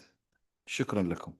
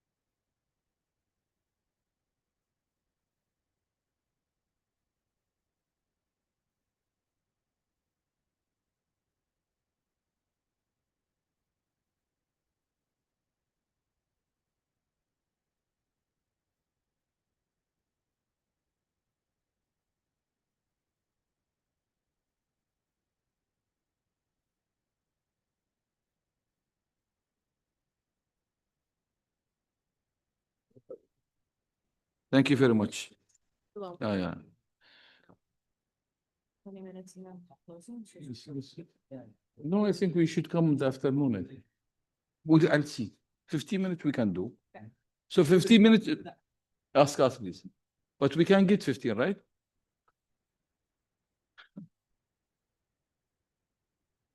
إذن نعود إلى مشروع القرار 3-1. جوزيفين تفضلي.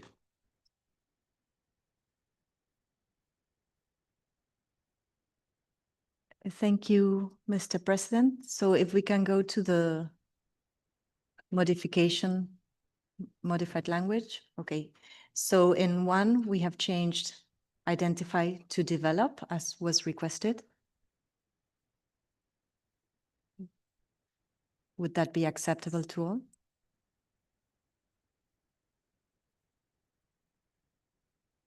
Okay, yes, we scroll down.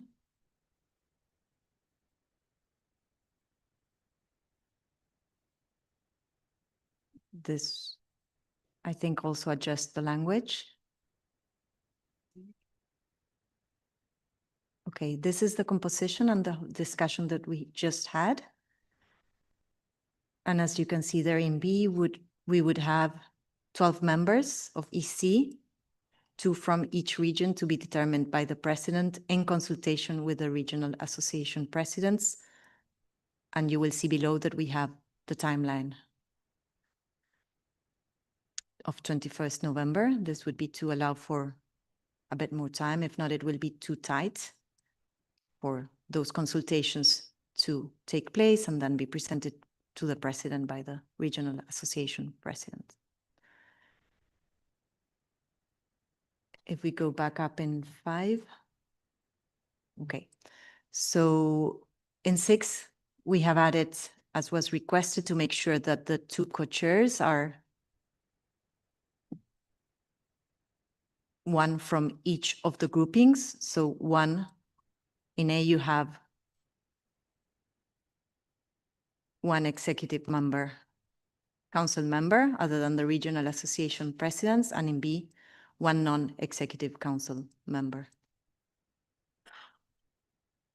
And the 2 co-chairs you see there in 6 shall be appointed by the task force at its first meeting.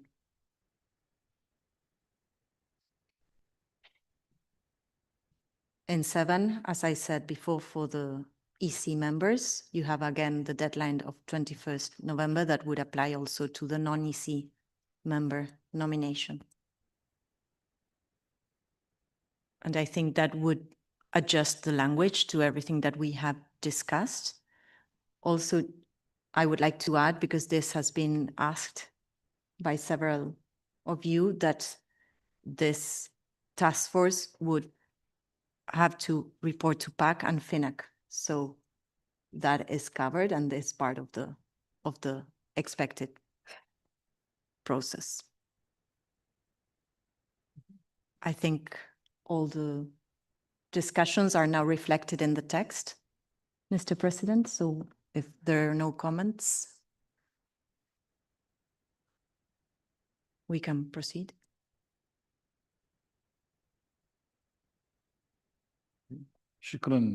شكرا جوزيفين. ستيفانو تفضل. Thank you, President. Just a minor comment. I would suggest to add after submitted to the President, because otherwise it's not clear where these submissions are to be made. Then there was a comment about the ex officio nature of the President of Regional Association, so perhaps would be appropriate to include also there. That's a comment. Thank you very much. شكرا. Yes, sorry. If you go in the composition, the regional association presidents as ex officio members. Yes, thank you. And then below in the process, all nominations above, yes, all nominations related to the composition of the task force shall be submitted to the president by 21st of November. Thank you. شكرا ستيفانو. أي ملاحظات قبل اعتماد مسودة مشروع القرار؟ 3-1.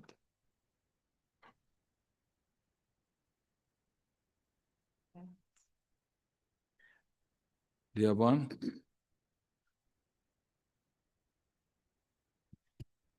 Thank you, Mr. President.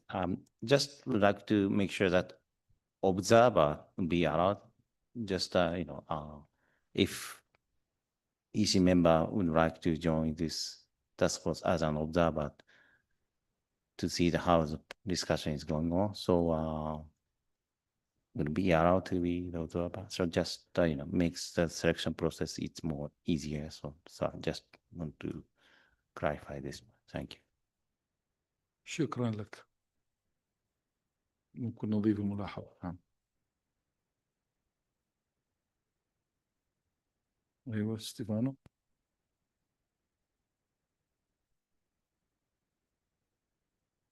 Yes, just this important comment. I just wanted to comment on the fact that SEC adopted the unified rules of procedures for EC for bodies reporting to the Executive Council. So this is a body reporting to the Executive Council. There's always the opportunity to invite observers by the chairs in WMO bodies. Thank you. فرنسا. Merci, Monsieur le Président. En guise de liminaire, je voudrais rappeler que nous avions la task force sur les élections et je pense que c'est la composition et le fonctionnement de cette task force qui ont inspiré la rédaction de cette proposition. Donc, il est important, d'une manière générale, il est important de prendre en compte le retour d'expérience de cette task force avec ses éléments positifs et peut-être moins positifs parfois. Donc, mais avant tout positif quand même. Merci. Et donc, dans cette philosophie, il me semble me souvenir que dans la task force sur les élections, il y avait la mention de suppléants. Est-ce que cela est envisagé ici ou pas?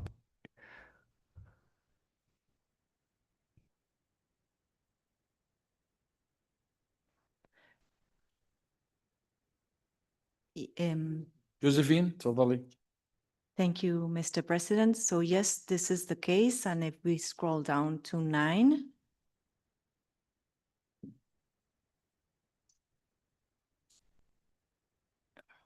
Oh, no, not 9 anymore. It's 10. You see that members of the task force may be accompanied by alternates and advisors, and it's for each member to decide who their alternates and advisors are. So if they want to include more members through this provision, that is also possible.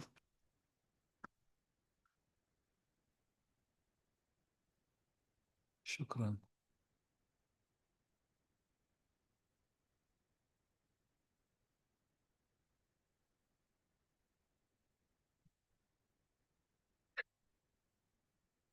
فرنسا. Merci. Juste un petit point de clarification. Dans mon esprit, un conseiller accompagne le membre de la task force, un suppléant le remplace plutôt que l'accompagne. Il supplée.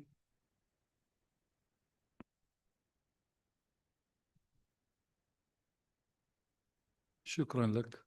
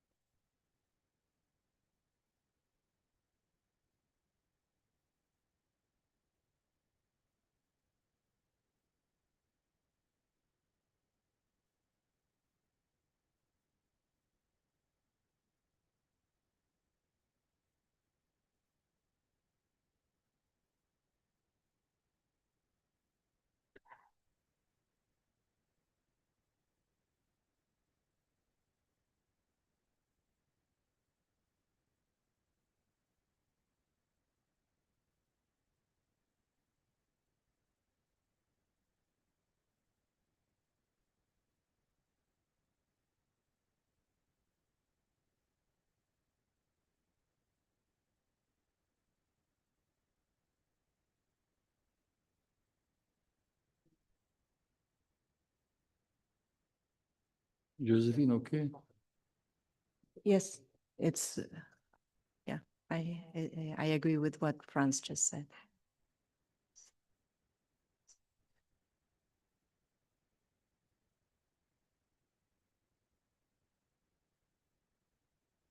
جونز تفضلي.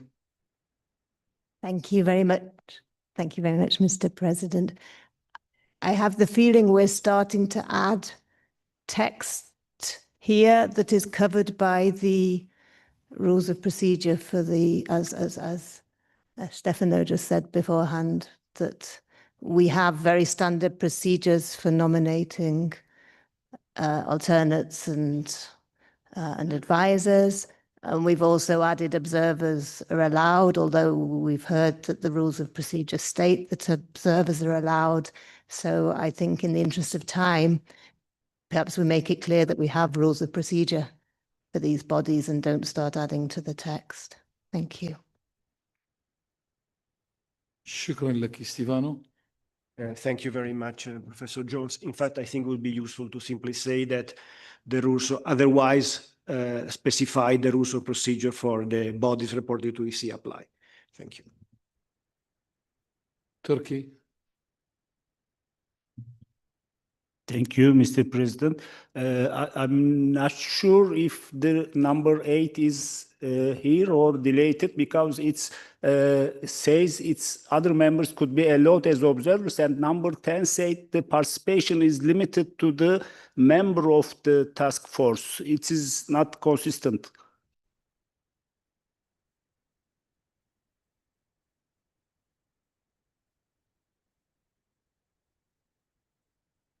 شكرا لك. الفقرة 10.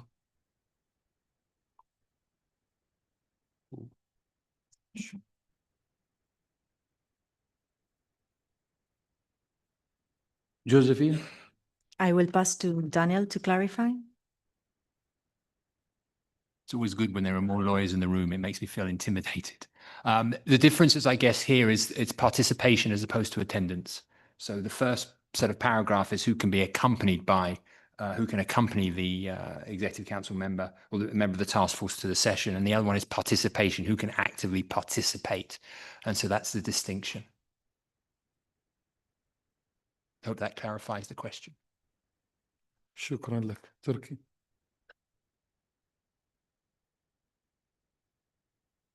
فرنسا.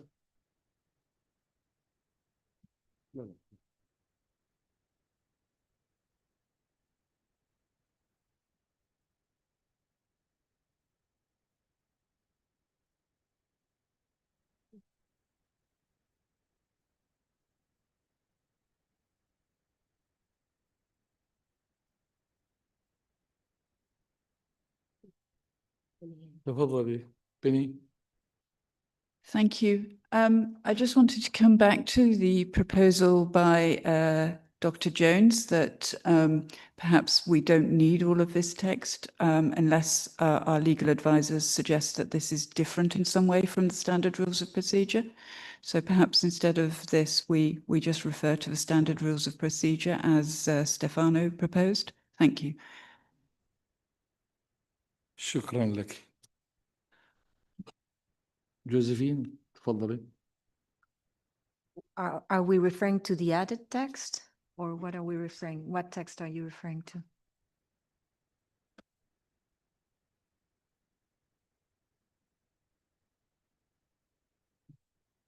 Well, I guess the question is, are the standard rules of procedure for executive council bodies applying to this group? If so, we don't need to detail all of that information in this document. We can just refer to those standard rules of procedure.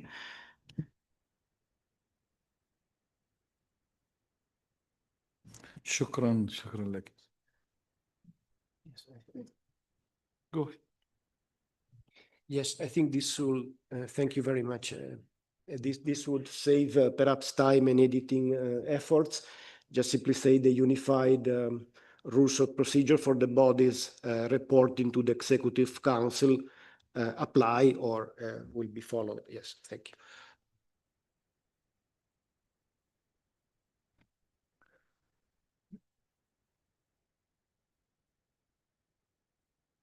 إذن هل الجميع يتفق مع قالته سارة جونز وبيني وستيفانو؟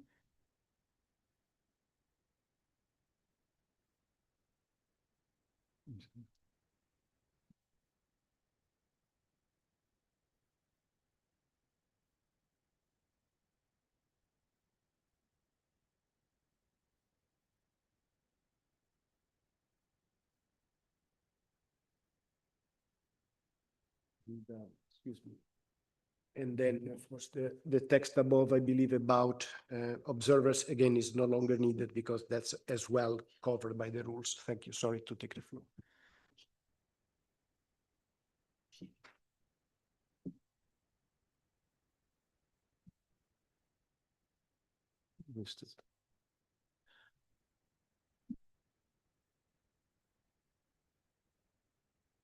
أخيرا، هل يوجد أي ملاحظات قبل اعتماد مسودة القرار؟ 3-1. إذن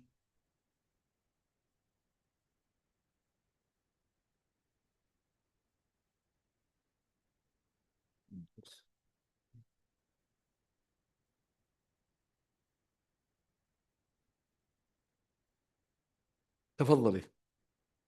Very sorry, and this hopefully is purely an editorial change, but in the second line of decision 10, it says, shall be made by a member or the co-chairs to impose or purse a conclusion. Is that pursue? Right. Yeah. We actually, with editing, that was actually, the or purse was supposed to come out last night. And it was just supposed to be co-chairs to impose a conclusion was what the editors had wanted to change last night. So it shouldn't have been there in the first place. So just, yeah.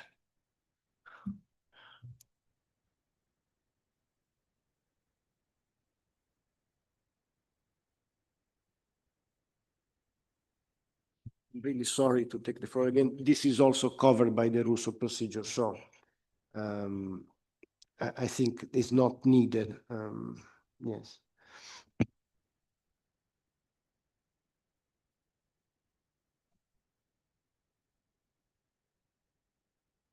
تفضل اليابان.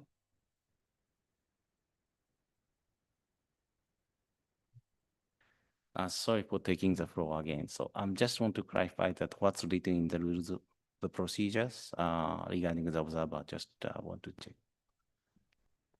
Because we wonder if the other EC members is really to, be part of this task force as observer or not. I just want to clarify this. Thank you.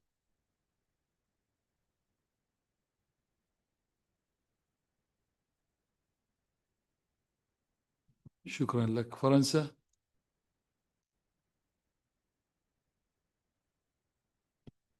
Merci beaucoup. Je me permets de rebondir sur les remarques pour la recherche du consensus dans le groupe. Je pense pertinent de se rapporter effectivement aux règles générales qui sont précisées par ailleurs.